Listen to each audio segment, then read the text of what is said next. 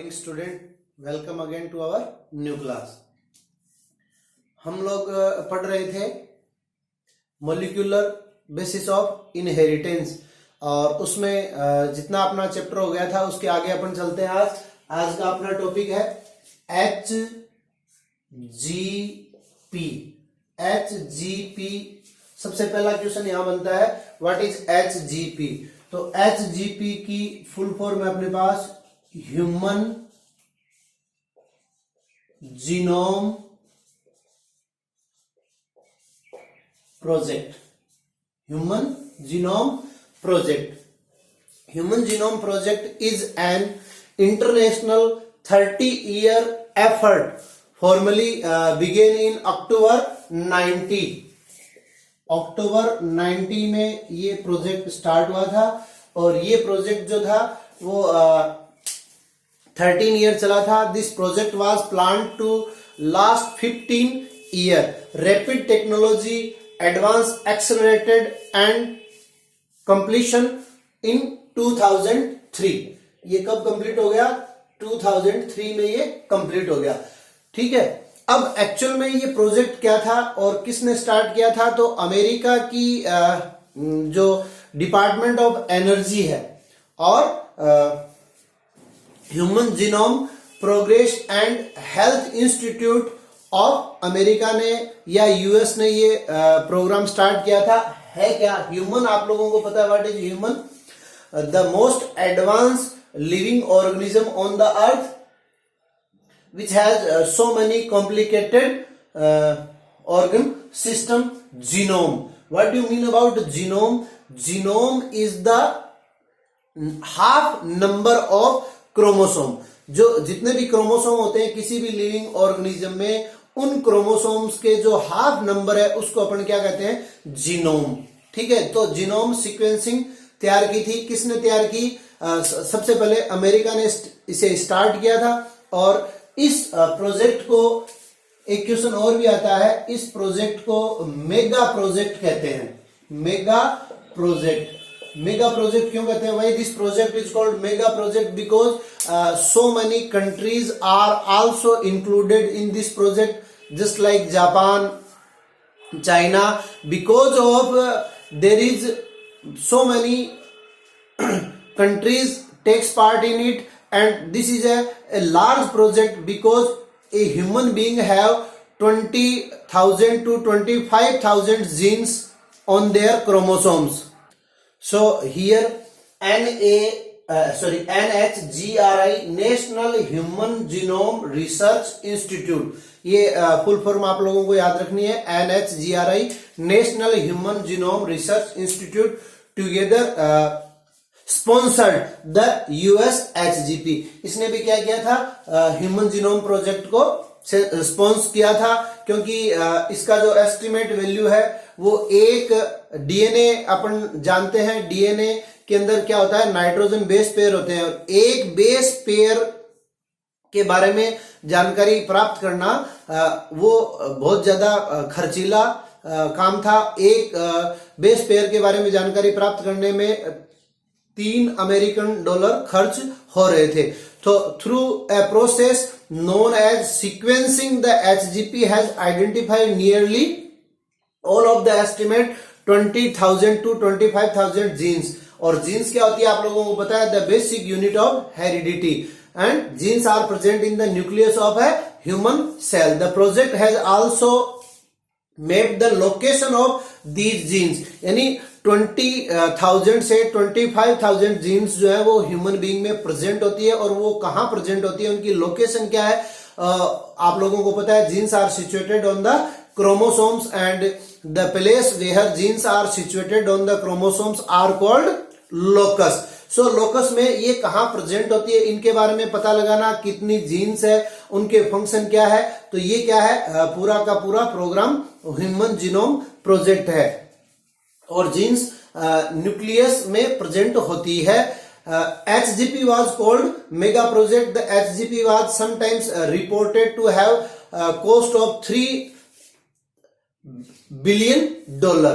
So this project is also called the mega project. The completed human genome sequencing generated a catalog made up of around 20,000 to 25,000 human genes. High resolution map of the chromosomes including hundreds or of thousands of landmark and billions of base pair of DNA sequencing information, laboratory information management system, robotics, database management system and graphical user interface were among the computing system and tools are required to help genome research make sense of their flood of data. If we were out of entire human DNA sequence, the letters would be fill 200 volumes, the size of 1000 page,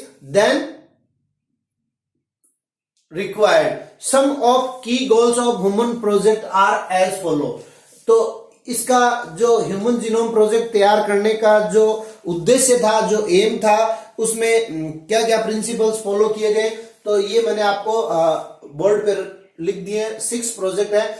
सबसे पहला है identify all the estimated 20,000 to 25,000 genes in human DNA.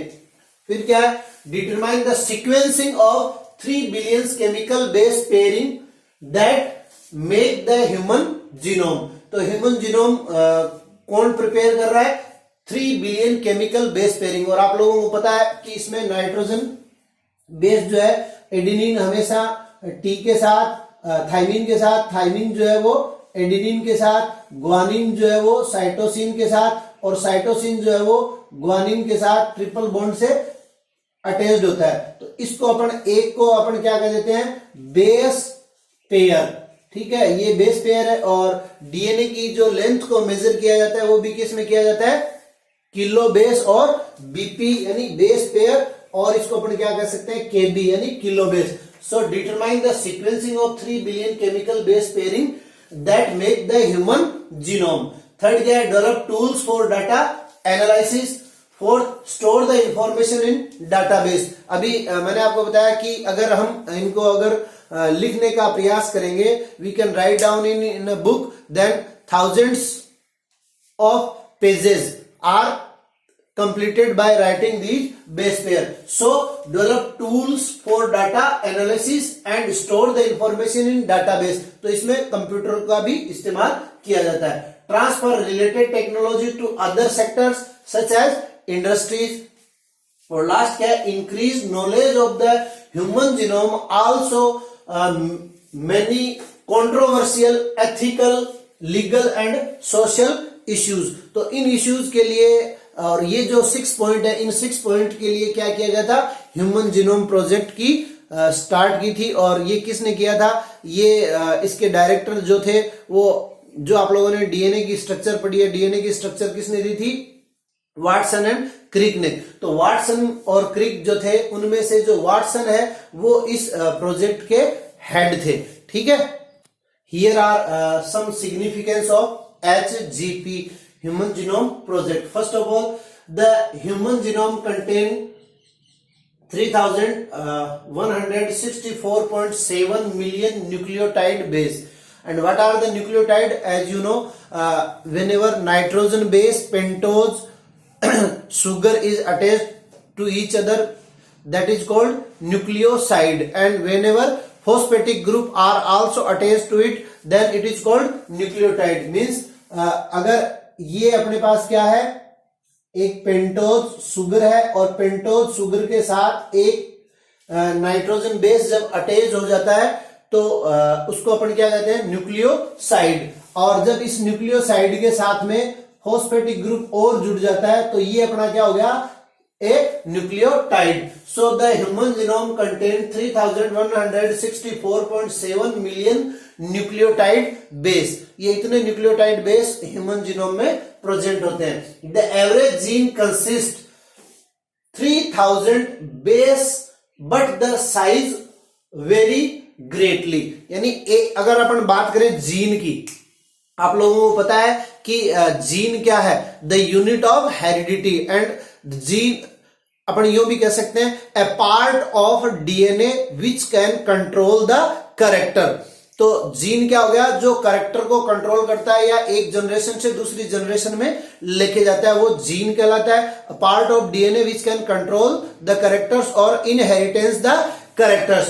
तो अगर हम gene की बात करें, DNA की लेंथ मैंने आपको बताया हुआ है कि एक सेल का डीएनए अगर ह्यूमन बीइंग की सारी सेल्स का डीएनए पर निकाल के एक लीनियर उसकी रोप बना ले तो अर्थ के 2-3 चक्कर कट सकते हैं। तो अगर अपन बात करें एक पर्टिकुलर जीन की, तो एक पर्टिकुलर जीन में क्या हो सकता है, approximately 3000 base pair, but the size very greatly. लेकिन ये एक डेफिनेट नंबर नहीं है, इससे ज्यादा भी इसकी साइज हो सकती है। यानी इसमें एक जीन में अप्रोक्सीमेटली 3000 बेस पेयर प्रेजेंट होते हैं। थर्ड है the total number of genes estimated 30,000, much lower than the previous estimated of 80,000 to 1,40,000 genes. पहले ये माना जाता था कि ह्यूमन बीइंग में 80 से 1,40,000 जीन्स प्रेजेंट होती है, लेकिन जब ह्यूमन जीनोम प्रोजेक्ट कंप्लीट हुआ तब पता लगा कि ये जीन्स जो है जस्ट अराउंड, अपन ने पहले बात की कि 20,000 टू 25,000 और ये 30,000 तक हो सकती है। The DNA of every person on अर्थ, ये सबसे इंपॉर्टेंट है और 1 मार्क क्वेश्चन यहां बन सकता है। वैसे तो ये जितने भी पॉइंट है उन सब के ऊपर 1 मार्क क्वेश्चन बनता है, फिर भी मैं और भी ज्यादा इंपॉर्टेंट बता देता हूं।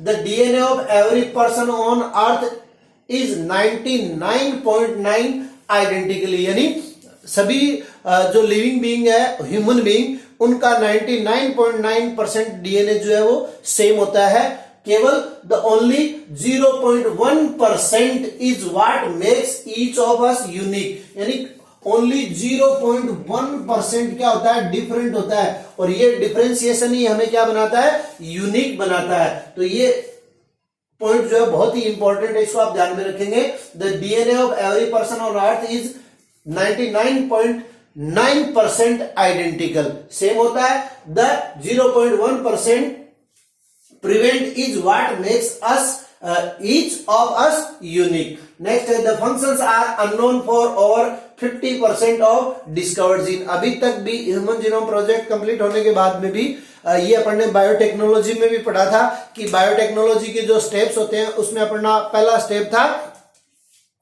Identify the desired gene. तो ये सबसे मुश्किल काम है, सबसे हार्ड फंक्शन है। तो the functions are unknown for over 50% of discovered gene. अभी तक जितनी भी जीन की डिस्कवरी हुई है उनमें से भी 50% का फंक्शन जो है वो अननोन है। नेक्स्ट, क्रोमोसोम 1 हैज, ये भी बहुत इंपॉर्टेंट है, ये भी ध्यान में रखना आपको। क्रोमोसोम 1 हैज मोस्ट जीन्स, यानी सबसे ज्यादा जीन जो है वो, जीन कहां सिचुएटेड होते हैं, अभी अपन ने बात की थी कि क्रोमोसोम्स पे ही होते हैं। और जो क्रोमोसोम, एक अलग से क्वेश्चन बनता है chromosome mapping. Whenever we know that we have 46 chromosomes in our cells. Chromosomes are of two types, autosome and allosome. Allosomes determine the sex, or we can call them sex chromosome. There is only 2 chromosomes are called allosome or sex chromosome which can determine the sex. In male they are X and Y or heterogeneous condition, and in female they are XS or homogeneous chromosomes, and that are also called allosome which can determine the sex. So there are 2 types of chromosome, autosome and allosome. Whenever we arrange all these chromosomes in a line, then this is called chromosome mapping. तो chromosome number 1, 2, 3, 4, 5, 6, 7 ऐसे 46 को जब arrange कर देते हैं अपन एक series में, तो उसको क्या कहते हैं, क्रोमोसोम मैपिंग। तो उस हिसाब से क्या होता है कि क्रोमोसोम 1 हैज मोस्ट जीन 2968, ये नंबर भी आपको याद रखना है। एंड वाई जो मेल में होता है, Y chromosome has the fewest 231 genes only.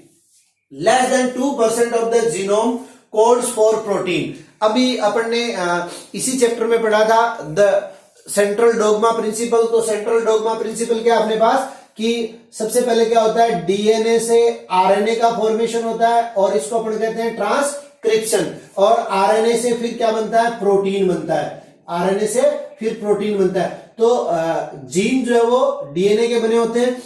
तो less than 2% of genome codes for protein, तो जितने भी जीन्स हैं मींस 20,000 से 25,000 अगर अपन माने इनकी मेजरमेंट, तो इनमें से ओनली 2% जो जीन्स है वो आरएनए का फॉर्मेशन करेंगे और आरएनए से प्रोटीन का फॉर्मेशन होगा। तो less than 2% of the genome codes for protein. Next है repeated sequence make up very large protein of human genome, यानी रिपीटेड सीक्वेंस क्या होगा कि जैसे एडिनिन है, एडिनिन है, एडिनिन है, एडिनिन है, ये कंटिन्यू आ रहा है, या फिर साइटोसिन, कोई भी बेस पेयर जो है, नाइट्रोजन बेस जो है वो कंटिन्यू अगर रिपीट हो रहा है तो उसको अपन क्या कहते हैं, repeated sequence make up very large protein of human genome. यानी जो 2% है, इस 2% में भी क्या हो रहा है कि जो रिपीटेड जीन्स है वो क्या करते हैं, प्रोटीन का फॉर्मेशन करते हैं। और लास्ट ये भी वेरी इंपॉर्टेंट पॉइंट है, scientist have recognised about 1.4 million locations, 1.4 million locations means locus where single base DNA differences, या इसको अपन SNPS कह सकते हैं, और इसकी फुल फॉर्म भी आपको पूछी जा सकती है। SNPS की फुल फॉर्म क्या है, single nucleotide polymorphism. Single nucleotide polymorphism means scientist have recognised about 1.4 million locations where single base DNA differences occur in human being, means ये रिपीटेड नहीं होते। जैसे ये 4 बार क्या हो गया, एडिनिन आ गया, उसके बाद में साइटोसिन, फिर उसके बाद में कोई भी रिपीटेशन हो सकता है, एडिनिन या थाइमिन, थाइमिन, थाइमिन, और फिर एक सिंगल आ गया, कोई सा भी बेस पेयर। तो ये क्या है, SNPS है, single nucleotide polymorphism occur in human being. कितना है, scientist have recognised about 1.4 million locations where single base DNA differences, यानी सिंगल न्यूक्लियोटाइड जो है वो प्रेजेंट होता है। तो इसको भी आप कंसीडर करेंगे। अब देखिए मेथडोलॉजी क्या है कि सीक्वेंसिंग को ज्ञात करने की। तो फर्स्ट ऑफ ऑल यहाँ पे 2 ही मेथड है अपने पास डीएनए सीक्वेंस का पता लगाने के लिए। तो first of all the identify all the genes that expressed as RNA. अभी जो मैंने आपको सेंट्रल डोग्मा का प्रिंसिपल बताया, डीएनए से क्या बनता है, मोस्टली एमआरएनए, और we can say RNA, all the RNA are performed by DNA. तो डीएनए से आरएनए बनता है और आरएनए से क्या बनता है, प्रोटीन। तो अभी अपन ने पॉइंट में देखा था कि ओनली 2% क्या करते हैं, प्रोटीन के रूप में एक्सप्रेस्ड होते हैं। So identify all the genes that expressed as RNA. और यहां 1 मार्क क्वेश्चन फिर बनता है, ESTS की फुल फॉर्म पूछी जा सकती है, रेफर टू एज क्या है, ESTS expressed sequencing tags, expressed sequencing tags. तो पहले तो उनका पता लगाना, उन जीन्स का पता लगाना जो क्या कर सकते हैं, आरएनए के रूप में कन्वर्ट हो सकते हैं। और दूसरा मेथड क्या है, for sequencing the total DNA from a cell is isolated and convert into a random fragments of relatively smaller sizes and cloned in suitable host using specialized vector। जो अपन ने बायोटेक्नोलॉजी में मेथड पढ़ा था कि सबसे पहले क्या करते हैं, जीन्स को कट कर लेते हैं, और कट किससे करेंगे, रेस्ट्रिक्शन एंडोन्यूक्लियस एंजाइम से कट करके और स्मॉल पीसेस कर लेते हैं। फिर आप लोगों ने साउथर्न ब्लोटिंग पढ़ा था कि इनको अपन एग्रो जेल में ट्रांसफर कर देते हैं। एग्रो जेल को नाइट्रोसेल्यूलोजी फिल्टर पेपर से कवर करके नॉर्मल फिल्टर पेपर रख लेते हैं, और फिर इनको इथिडियम ब्रोमाइड से स्टेन करके अल्ट्रावायलेट लाइट में देखते हैं। और इसके लिए डिफरेंट टाइप्स के वेक्टर्स अपन यूज में ले सकते हैं। आप लोगों को याद होगा plasmid, cosmid, fosmid, YAC, MAC means yeast artificial chromosome और मेमेलियन आर्टिफिशियल क्रोमोसोम्स, इनके साथ अटैच करके और फिर स्मॉल फ्रेगमेंट करके, और फिर जो प्रोब्स होते हैं, प्रोब क्या है आप लोगों को पता है कि नॉन न्यूक्लियोटाइड सीरीज, और उनके साथ इनकी एक्टिविटी करवा के और इनकी सीक्वेंसिंग को पता लगाया गया है। तो ये है अपना ह्यूमन जीनोम प्रोजेक्ट। आज के लिए इतना ही। कल हम दूसरा टॉपिक लेके आएंगे, तब तक के लिए धन्यवाद।